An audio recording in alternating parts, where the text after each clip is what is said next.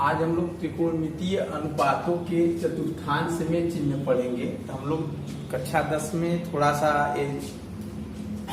सा जानकारी कक्षा 10 से हमें मिली थी कि 0 से 90 अंश के कोण तक सभी त्रिकोणमितीय अनुपात धनात्मक और 90 से 180 में साइन और कोसेक धनात्मक, बाकी जो 4 हैं वो ऋणात्मक होते हैं। और 180 से 270 यानी तीसरे चतुर्थांश में त्रिकोणमितीय अनुपात tan और cot धनात्मक होता है और बाकी सभी ऋणात्मक होते हैं। और चौथे अनुपात में होता है, चौथे चतुर्थांश में त्रिकोणमितीय अनुपात cos और sec धनात्मक, बाकी सब ऋणात्मक होते हैं। तो आज हम ये सब चर्चा करेंगे क्यों कौन सा त्रिकोणमितीय अनुपात किसी चतुर्थांश में क्यों धनात्मक होता है और कौन ऋणात्मक होता है, वह क्यों होता है। आज हम उसके बारे में यहाँ पर चर्चा करेंगे, ठीक है। तो सबसे पहले हम एक चतुर्थांश बनाएंगे, वृत्तीय चतुर्थांश। ऐसे यह जो वृत्त है इकाई त्रिज्या का वृत्त है, इकाई त्रिज्या का वृत्त, इकाई त्रिज्या का वृत्त है। इकाई त्रिज्या का वृत्त लेंगे। यह प्रथम चतुर्थांश हो गया, ये द्वितीय हो गया, ये तृतीय हो गया और ये चतुर्थ हो गया, ठीक। ये एक्स अक्ष है, ये O है, ये एक्स डैश, ये वाई अक्ष है, वो है वाई डैश। हम लोग क्या करेंगे, इस पर एक वृत्त, इस वृत्त पर एक बिंदु P लेंगे, ठीक। इस वृत्त पर एक बिंदु P लेंगे और P की निर्देशांक हम लोग ये मान ले रहे हैं और गामा भी ये मान ले रहे हैं। माना P के निर्देशांक A, B है, ठीक। और प्रथम चतुर्थांश में स्थित है, यहाँ प्रथम चतुर्थांश में है, यहाँ भी प्रथम चतुर्थांश।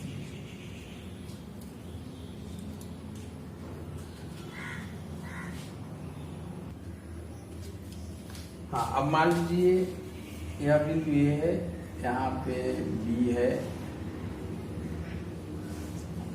और यहाँ से यहाँ तक जो चाप है, ये चाप को हम x मान ले रहे हैं। यहाँ से यहाँ तक जो चाप है वो x है। तो इस चाप द्वारा, चाप AP द्वारा बिंदु O पर बनाया गया कोण बड़ा होता है चाप बटे त्रिज्या। चाप x है, त्रिज्या है तो x रेडियन कोण बना है। तो ऐसे मिला के हम लोग इसको यहाँ पे x रेडियन, यह एक है, यह भी एक है, x रेडियन कोण है।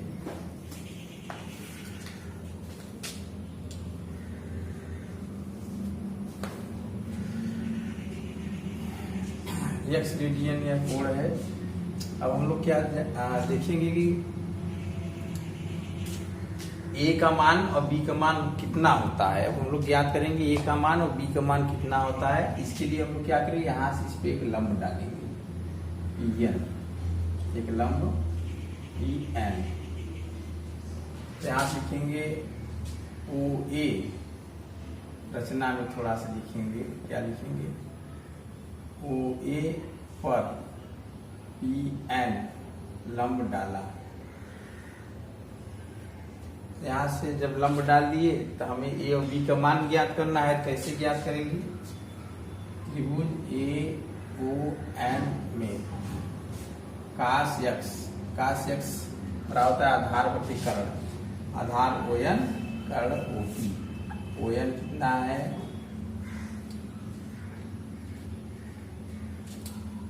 ON, यहाँ के निर्देशांक लिखे हैं हम A तो ओ एन ए रहा, वो मतलब यहाँ से यहाँ तक की दूरी ए रही होगी, तभी तो हम यहाँ का निर्देशांक ए लिखे हैं। ये यहाँ तक पूरा एक है, और ये यहाँ से यहाँ तक ये है, और ये वाला बी है, ये भी क्या है, बी है।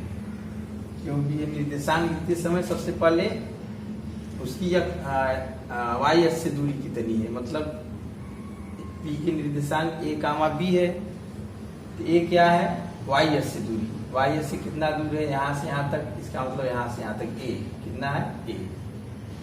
और बी का निर्देशांक लिखना है तो एक्स अक्ष से कितना दूरी है, एक्स अक्ष है, एक्स अक्ष से बी दूरी पर है। ए कामा बी का मतलब एक्स पे जाइए, फिर यहाँ मूल बिंदु से दूरी लिखिए ए। बी को लिखना है तो यहाँ से वाई एस पे जाइए, और जो यहाँ से दूरी हो उसको लिखिए। तो ओ एन हमारे पास है ए, और ओपी कितना है हमारा, ओपी है 1। तो काश एक्स बराबर हम लोग पा गए 1। ये बहुत इंपॉर्टेंट है, इसको ध्यान दें। इसी प्रकार साइन एक्स बराबर होगा पी एन, मतलब लंब बटा कर्ण, लंब है इसके लिए लंब हो जाएगा पी एन बटा ओ पी। पी एन कितना है हमारा बी, और ओ पी 1, साइन एक्स बराबर है बी। ये भी काश एक्स बराबर है साइन एक्स बराबर बी। अब इस बात को हम लोग ध्यान देंगे।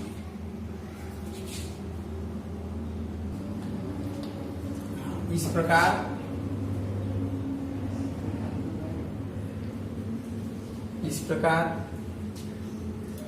प्रथम चतुर्थांश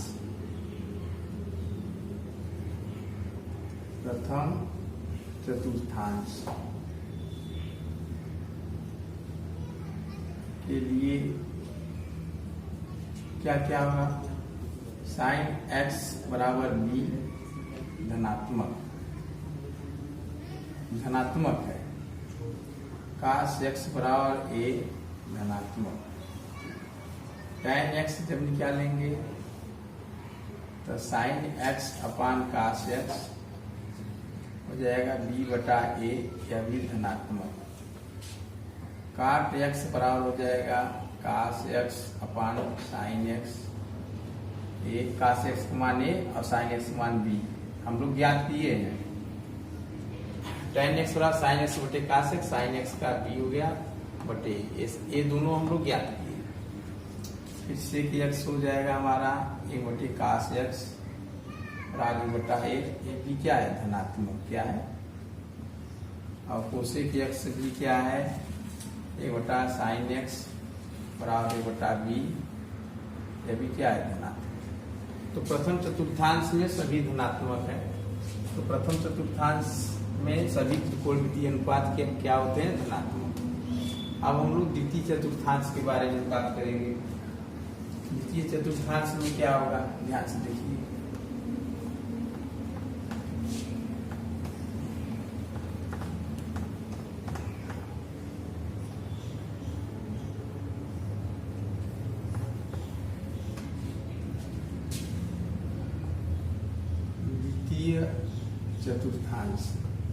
द्वितीय चतुर्थांश में क्या होगा, इस पी को अब उठा खींच के हम ये यहाँ पर कर दीजिए। अब पी को जब हम ऐसे मतलब कि बिंदु पी यहाँ था, इसको यहाँ से ले आते हम लोग लेकर यहाँ पे चले आए, जब यहाँ पे चले आए तो यक्स बढ़कर कहाँ तक हो जाएगा, ऐसे करेंगे, यक्स थोड़ा सा ऐसे बड़ा हो जाएगा। ठीक, जब यक्स बड़ा हो जाएगा तो हमारा निर्देशांक अब यहाँ क्या हो जाएगा, हमारा ऋण ए कामा बी, ऋण ए कामा, यहाँ पी की निर्देशांक क्या हो जाएगा, ऋण ए कामा बी। जब ऋण ए कामा बी हो जाएगा तो हमारा काश एक्स बराबर ए था, काश एक्स बराबर ए था, तब क्या हो जाएगा, ऋण ए। हम लोग काश एक्स इसमें ए निकाले थे, अब ये इसमें चला आया पी, ऐसे पी को यहाँ से लेकर यहाँ चले आए, तो हमारा जो दूरी यहाँ पे था वो ऋण ए हो गया, और ऊंचाई बी है ये है, तो यहाँ का निर्देशांक ऋण ए कामा बी। दूसरे चतुर्थांश में भुज ऋणात्मक होता है, कोटि धनात्मक होता है। इसलिए ऋण ए कामा बी हो जाएगा। ऋण ए कामा बी हो जाएगा तो cos x बराबर ऋण ए और sin x बराबर होगा बी। ठीक, अब यह ऋणात्मक हो गया और यह क्या हो गया धनात्मक। अब tan x देखते हैं क्या हो जाएगा, sin x अपान cos x और sin x हो गया b अपान ऋण ए, यह भी ऋणात्मक। cot x देखते हैं cos x अपान sin x, cos x होगा ऋण ए बटे sin x है b, ये क्या हो गया ऋणात्मक। और sec x बराबर होगा 1 अपान cos x, 1 अपान cos x मान ऋण ए, यह भी क्या हो गया ऋणात्मक। अब cosec x देखते हैं 1 अपान sin x, 1 अपान sin x है तो 1 अपान b, ये क्या हो गया धनात्मक। तो दूसरे चतुर्थांश में हम देखते हैं साइन और कोसेक धनात्मक है, बाकी सब क्या है ऋणात्मक। तो दूसरे चतुर्थांश में हम लोग क्या पाए, साइन और कोसेक धनात्मक, बाकी सब ऋणात्मक। द्वितीय चतुर्थांश में पी को कहाँ तक लाना है, पी को खींचकर दूसरे चतुर्थांश में लाना है, पी को खींचकर दूसरे चतुर्थांश में लाए। ठीक, ये प्रथम है, द्वितीय है और ये तृतीय है, चतुर्थ है। अब हम लोग तीसरे चतुर्थांश के बारे में बात करेंगे। तो दूसरे चतुर्थांश में हम लोग देखते हैं, पहले में क्या था सभी पॉजिटिव थे, दूसरे में साइन और कोसेक पॉजिटिव, बाकी सब निगेटिव। और तृतीय चतुर्थांश में हम लोग देखते हैं, तृतीय चतुर्थांश के लिए क्या होगा, ध्यान से देखिए।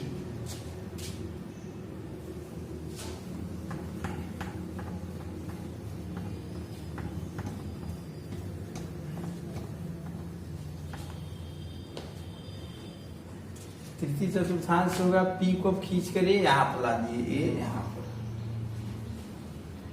पहले में पी यहाँ पर था, दूसरे में पी यहाँ पर चला है, तीसरे में पी यहाँ पर आ गया। इसका निर्देशांक क्या होगा, -a का -b होगा हमारा, ऐसे यहाँ पी आ गया। तो पी का निर्देशांक -a का b, तो हम लोग निकाले थे cos x बराबर a निकाले थे तो -a लिखेंगे, और sin x निकाले थे हम लोग b, तो यहाँ पर लिखेंगे क्योंकि दोनों ऋण हो गया। ठीक, अब हम लोग क्या करेंगे, ए भी ऋणात्मक, ए भी ऋणात्मक। tan x बराबर क्या होगा, sin x बटे cos x, तो -b बटा -a दोनों कट गया, b बटा a क्या हो गया धनात्मक। cot x बराबर क्या होगा, cos x upon sin x, cos x -a upon -b दोनों कट गया, a बटा b क्या हो गया धनात्मक। और sec x क्या होगा, 1 बटा cos x, 1 अपान cos x का है -a, तो हो गया ऋणात्मक, ऋण में ऋणात्मक। अब cosec x का क्या हो जाएगा, 1 अपान sin x, 1 अपान -b, sin x का मान -b, ये क्या हो गया ऋणात्मक। तो द्वितीय चतुर्थांश में हम लोग क्या देखते हैं, tan और cot धनात्मक है। तृतीय में हम लोग क्या देखते हैं, तृतीय चतुर्थांश में tan और cot धनात्मक, बाकी सब क्या है ऋणात्मक। अब बारी आती है चतुर्थ चतुर्थांश। चतुर्थ चतुर्थांश में हम लोग क्या करेंगे,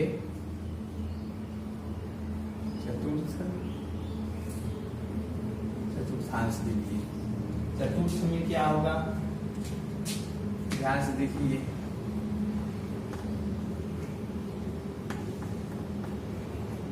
अब P को खींच कर यहाँ पर लाते हैं, यहाँ पे चतुर्थ में, यहाँ के दिशांक हो जाएगा जो वही रहेगा, कोटि ऋणात्मक हो जाएगा।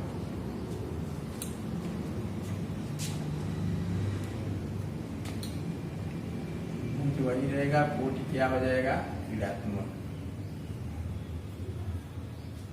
ठीक, तो tan x sin x बटा cos x, sin x है b ऋण b अपान a, यह क्या गया ऋणात्मक। cot x क्या है, cos x बटा sin x, cos x का a हो गया, sin x का ऋण b हो गया, यह क्या हो गया ऋणात्मक।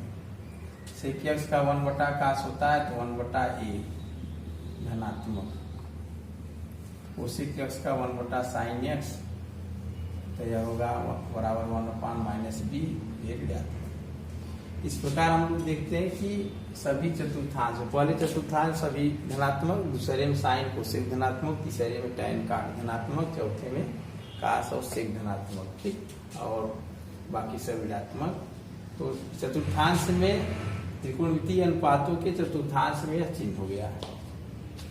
अब इसको हम लोग याद कैसे करते हैं, इसका याद करने का सरल तरीका ध्यान से देखिए।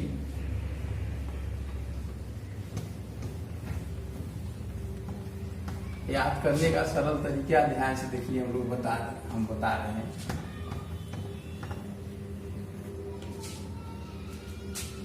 ऐसे लिखते हैं ASTC, 0 से 90, 0 से π/2, यहाँ π/2 से पाई, यहाँ पाई से 3π/2, और यहाँ क्या है 3π/2 से 2π, ठीक।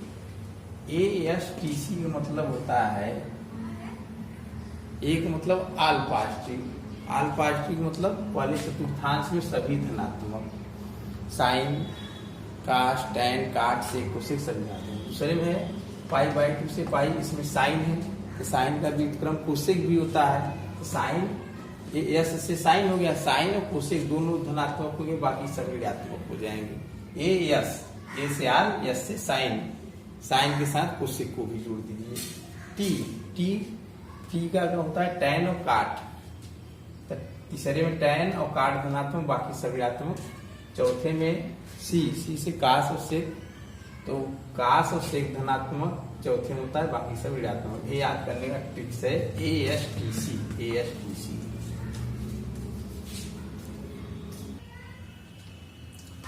अब हम लोग यहाँ प्रमुख सूत्र देखते हैं। साइन 90-θ बराबर cos θ, ऐसे ही सब सूत्र यहाँ लिखा हुआ है। हम लोग ये आज पता करेंगे, मतलब हम लोग ये जानेंगे कैसे, कहाँ पर ऋण लगता है, कहाँ पे धन लगता है, आज हम उसको बताएं। सबसे पहले इस नोट को पढ़िए। 90 अंश व 270 के लिए त्रिकोणमितीय अनुपात बदल जाते हैं। जब यहाँ पर 90 होगा या 270 होगा, तो यहाँ जो लिखा है वो बदल के लिखा जाएगा। कैसे बदलता है, साइन कास में बदलता है, कास साइन में, टैन काट में बदलता है, टैन काट टैन में, सेक कोसेक में बदलता है, कोसेक सेक में। फिर से ध्यान दीजिए, जब यहाँ पर 90 या 270 लिखा होगा, तब त्रिकोणमितीय अनुपात का मान बदल जाता है। जैसे देखिए यहाँ पर 90 सब में है, यहाँ 270 है, त्रिकोणमितीय मान अनुपात का मान बदल जाता है। बदलने का मतलब है साइन किसमें बदलता है, कास सेक साइन में, टैन काट में बदलता है, काट टैन में, सेक कोसेक बदलता है, कोसेक सेक में। अब देखिए साइन 90-θ, तो 90 यहाँ पर ये बदल जाएगा, साइन का कास हो जाएगा थीटा, ठीक। और चिन्ह क्या लगेगा, ये प्रथम चतुर्थांश में है। 90-θ मतलब 90 से कम, 90 से कम किसमें है, प्रथम में है, तो यह धन हो जाएगा। कास 90-θ, यहाँ पर 90 है तो बदल जाएगा कास का साइन थीटा। यह किस चतुर्थांश में, प्रथम में धन, ठीक। इसी तरीके से टैन 90-θ, यहाँ 90 है तो टैन किसी में बदलेगा, काट में, यहाँ पर लिखे हैं टैन काट में बदल जाएगा, और यह प्रथम चतुर्थांश इसलिए है। इसी प्रकार काट 90-θ, यहाँ पर 90 है तो काट का टैन हो जाएगा थीटा, और त्रिकोणमितीय प्रथम में है, प्रथम चतुर्थांश में, तो यह धन हो जाएगा। इसी प्रकार सेक 90-θ, सेक किस में चेंज होगा, यहाँ पर 90 रहेगा तभी चेंज होगा, या 270, सेक 90-θ, कोसेक थीटा, और ये प्रथम चतुर्थांश इसलिए यहाँ था, कोसेक 90-θ, सेक थीटा, यहाँ पर यह प्रथम चतुर्थांश इसलिए यहाँ धन, चिन्ह धन रहेगा। इसमें देखिए 270 पर भी वही होता है, जो 90 पर होता है वही 270 होता है।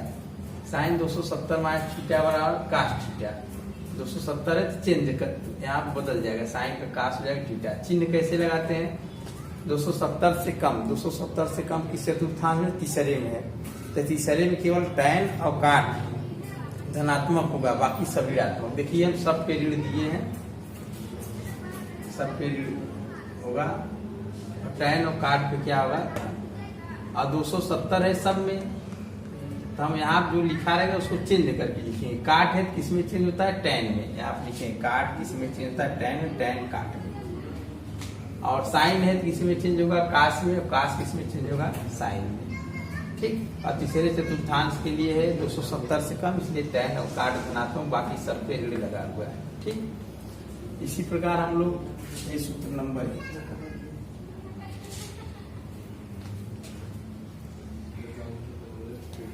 इसी प्रकार हम लोग जो है दूसरा सूत्र इसमें आते हैं।